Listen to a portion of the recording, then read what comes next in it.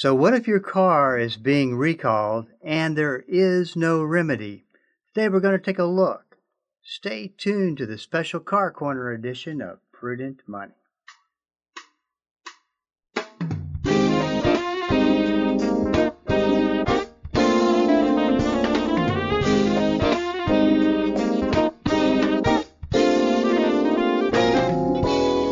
Good afternoon. This is Bob Brooks, and you are listening to the Prudent Money Radio Show. Thanks so much for joining me today. You know I do appreciate it.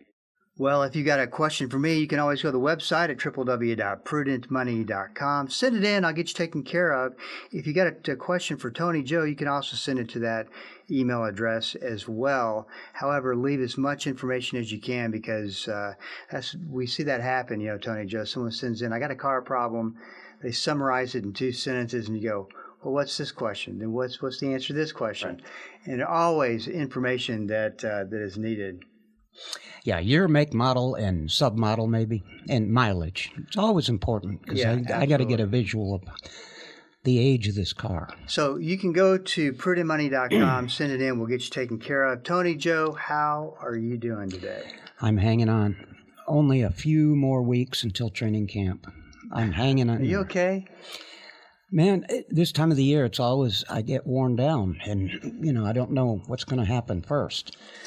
I've got to have, training camp begins, it's like a new life for me. Really. Yeah, that's interesting. Well, there's a lot going on right now with FIFA and the soccer coming into town, and I just always wondered, Bob, if anybody knows what FIFA stands for. Do you? No, but I have a bad feeling that you have an interpretation as to what it stands for. No, it's reality, but I always wondered what FIFA stood for, and nobody knew. So I did a little research, and here's what it is. It's Federation of International Football Association, FIFA. Okay. Just, good news. It's just something to know that I'm glad that nobody knew because I'm glad FIFA, you shared that. FIFA, and I'm like, what does FIFA stand for? I'm glad you shared that because that's life-changing information people could use. Well, FYI, Yeah, just absolutely. Well, let's talk good a little to put bit in your head. Let's talk a little bit about. I like to get an inflation report because I don't really believe the numbers that come out of the government anymore. What are you seeing with your business, and are you starting to see any kind of a consistent trend or maybe a spotty trend? What are you seeing? Well, right now I would have to say it's consistent. It's spotty because the thing that's very unusual to me is the inflation that's taking place. Of course, it's taking place in the parts side, but it's taking place on the labor side. The labor side is inflating what I mean is how much you charge per hour. So the labor is going up, and that is kind of unusual because most of the time you would increase labor.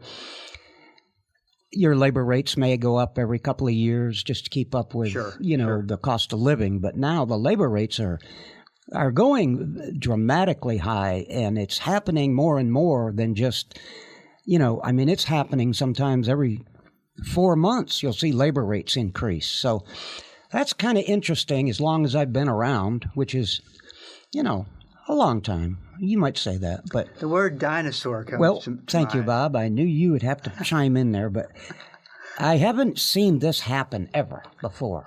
And it's kind of interesting because the parts are also inflating, but not at the rate I would expect. The labor is inflating at more than the rate I would expect. Mm-hmm. Yeah, talk a little bit about, let's go back to the parts for a second. That obviously is you're going to see some price increases. Is it possible, say you buy a part from a foreign country or maybe a local manufacturer, and the price is just continued, and you're going, I can't continue to buy these parts. Are you seeing people go to not just maybe China, but even beyond China to where they're getting a really much lower price? Yes. Yes, that And always. you got to be careful, right? Well, Because you have to be you're careful. Getting what you pay. You always get what you pay for. Right. And you can get online and get the cheapest stuff from China that you can find, and it looks like a good price, and you think, well, the part is the part, and I can buy it for $25 here, or they want $150 for the same part from the dealer. But there's a reason for that. It's not just because they want to make money. There's a reason. The quality difference is really important on today's automobiles in certain areas that you don't want to skimp, and you don't really know when to do it or when not to. I know cheaper looks better. Everybody's struggling. I get it. But if you're not sure, then you need to consult with a mechanic or someone that's knowledgeable enough to explain, why is this part $150 and this part from China is $25? Because I've had, here's one quick example, and we'll move on.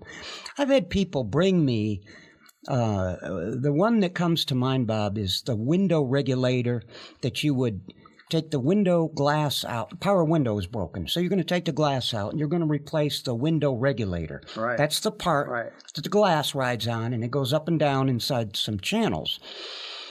I have seen some stuff come from certain suppliers on the cheaper side, or the quality side is cheaper, and so is the price. And I go, well, if you want me to put them in, I'll put them in. You get them, I'll put them in. I couldn't even install them before they broke. Oh, my gosh. Now, this is a terrible situation, because try to explain that to a customer who is not knowledgeable about cars.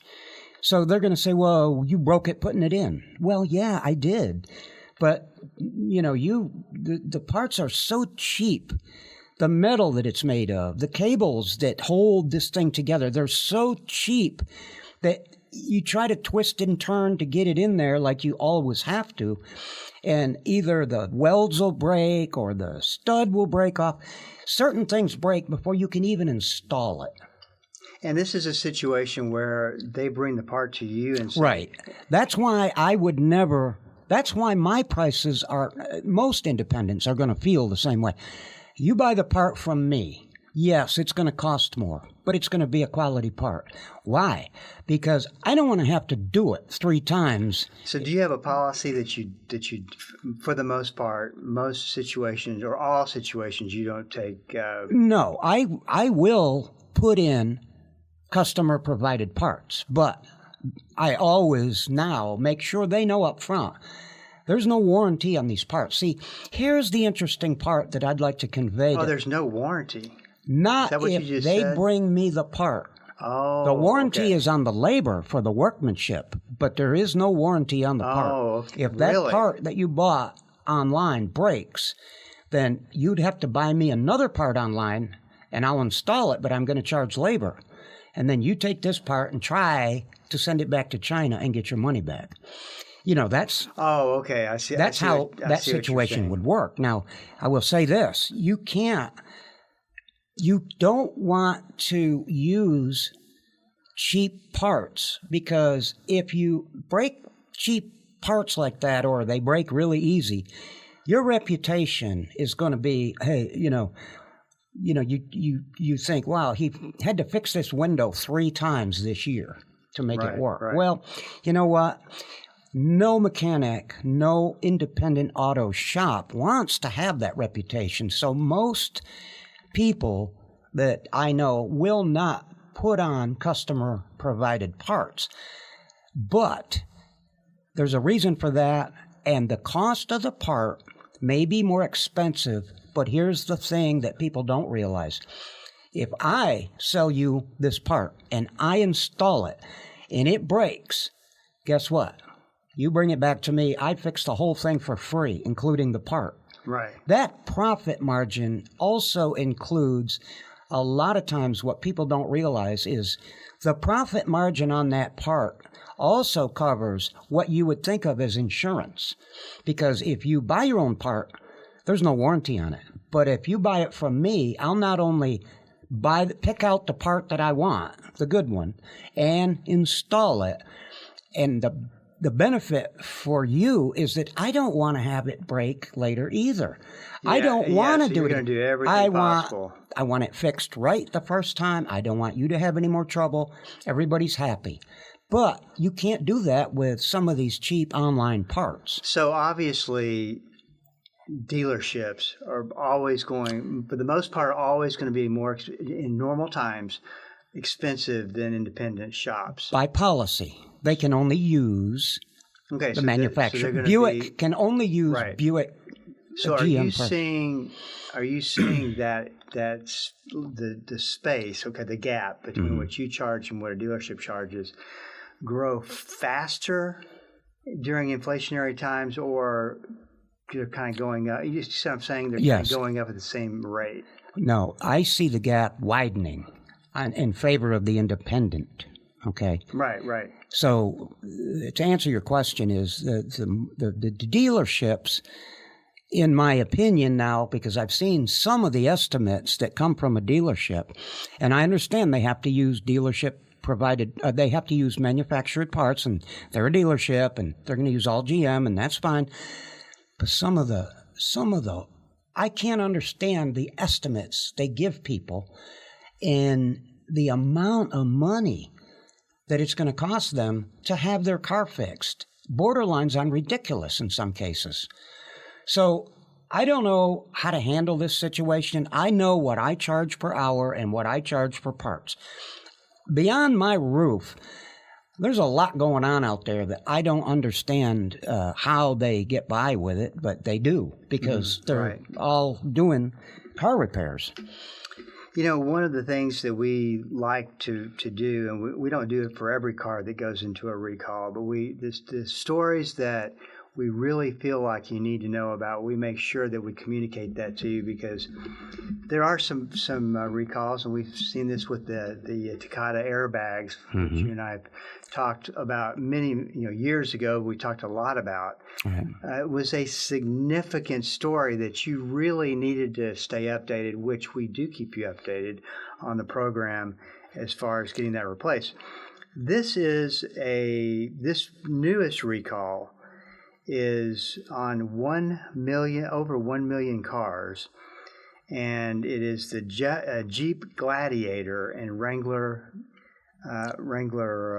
Jeep Wrangler. Jeep Wrangler. I'm sorry. And 1,076,999. Can't break the 999. And that many cars. And it is the car may catch fire. There's an electrical connection issue in the electric hydraulic power steering pump wiring, which I'll let you explain, and could cause combustible materials to overheat and potentially catch fire. So you've got a situation where the years are 21 to 25, I think. 2021 to 2025. So the interesting thing about it is that this is kind of an unusual situation. You've got a manufacturer saying, we've got a real problem here. Oh, by the way, if you park your car in your garage, your car could ignite a fire with the engine off. I mean, so don't park your car in the garage. And by the way, we're going to send a letter out about all this July the 9th. Mm-hmm. Now, it gets even better. We don't have a remedy for the problem. So you're going to get this letter that's going to tell you all the bad news, and the worst news is that we can't fix it right now. So we'll have to get back with you. I guess they're waiting till July 9th in order to hope that they have a remedy. So talk a little bit about this mess. Okay. First of all, let me explain how this process works. There's always politics involved in every aspect of the automotive industry. There always has been. So here's the thing that I find quite irresponsible in this case. Now, we are talking about recalls, Bob, and I want to point out the recalls, there's an awful lot of recalls. But when you have a recall on, like, your backup camera doesn't work sometimes, that's not what I would put on a priority safety issue. I would put this and the Takata airbags both involve bodily injury or worse. that's pretty high on the safety issue list to me. So we go back to the Takata airbags. When they developed a problem, after 8 or 9 years, they would start inadvertently going off and, igniting. The igniter would blow off the airbag, and it was found to be a problem. Takata had a really, really big recall taking care of all those airbags, so much so that they couldn't even cover all the needs for all the ones that had to be recalled. So they started putting the known defective ones in brand new cars for a while, then recalling the new cars after a couple of years and updating the airbags. That was done out of... So let's slow down and say that one more time, because Okay. I want to make sure people get the significance behind this. They took an airbag that was defective, known could have a problem, Right. on the new car, and then they're going to switch it out by the date that they know, that kind of like the expiration date on milk. You don't want to drink it after. Well, yeah, you maybe, Bob, but I don't know that they waited till the expiration date on the milk. But here was the issue with Takata. The airbag was susceptible in high humidity, high heat environments like Florida, Texas, the Southwest, the Southeast, along the Gulf Coast. High humidity, high temperature areas. After so many years, it would corrode this part and cause it to inadvertently go off when you don't want it to. Now, having said that, they knew it would take some time, so they had to keep cars rolling off the assembly line. So what they did was they put these defective airbags, when I say defective, they would become defective over time. But the idea was we can't make enough fast enough to cover all the recalls and all the new cars, so we're going to use the known defective ones for now, get them out there, get the cars out to the public, and then we're going to recall after a couple of years. When we can catch up, we're going to recall those particular automobiles, and we're going to update the airbags in those. Now, that's one way to get out of that situation, and I don't know that they're gambling, it's risky, but that's what they did. Now, with this particular vehicle right here on the Wrangler, the thing that people have to know is they're not even going to send out warnings or issue the information until July the 9th. So many things you got to realize about this, and it's in your best interest to listen to what I'm about to say and to try to follow along with some advice. And that is, do not park your 21 to 25 Gladiator or Wrangler in the garage for now. We don't want it to catch on fire in your garage while you're sleeping at 3 in the morning and burn your house down and possibly worse things. So for now, you're going to park it outside. That's what you need to do right now, because this is a possibility that it can catch on fire at any point in time due to some wiring problems. So first you need to know that before you even get a letter in the mail stating that your car's been recalled. Next thing is, you want to be careful about, this happens so many times. If you own one of these vehicles and you have moved recently, then they're going to send out the information to the last known address. If you've moved in the past 3 months, you may never even see this letter. So you want to be careful about that. You can go to the National Highway Transportation Safety Association. You can always go there, or the Department of Transportation. Very simple to get online and go to those websites. They will inform you of all the vehicles that are under this recall, including the VIN numbers. That way, you can also search by your VIN. You can search by your VIN. There's 1,000 ways to do it, but you want to be very, on this particular vehicle, since it's such a safety recall, you need to be very, very proactive about taking care of yourself, because this is not going to be taken care of for you. So the question is, out of the little more than 1 million cars that are being recalled, what do you think the percentage of those million are actually going to take action right away and maybe puts you in a line where you have to wait? You mean the manufacturer? I mean, do they really heed the warning? Oh, the people. Yeah. No, a very small percentage, Bob, will actually do anything about it. And it's sad because even though not every recalled vehicle, not 1 million of these cars are going to catch on fire, who is it going to be? Right. Who is it going to be? Your neighbor? Is it going to be the guy in the next city? Is it going to be you? You don't know. And where does the liability start and end? I mean, because you have a situation where, okay, we've let the cat out of the bag, and now, boy, that happened. Couldn't believe it. Didn't see that coming. Guess what, Jeep? It's your fault. I find it interesting. Not really interesting, but I'm going to use that word for now, Bob.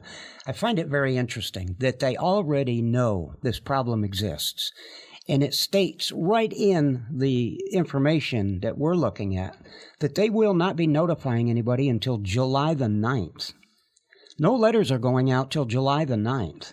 And of those letters that go out, if you've moved, you may never even see it. So isn't there, Bob, you know more about it than I, isn't there some liability knowing there's a problem and not notifying people for another month before they even notify them? But like you say, it's all about rolling the dice, and that's the way they go. They know they're going to lose.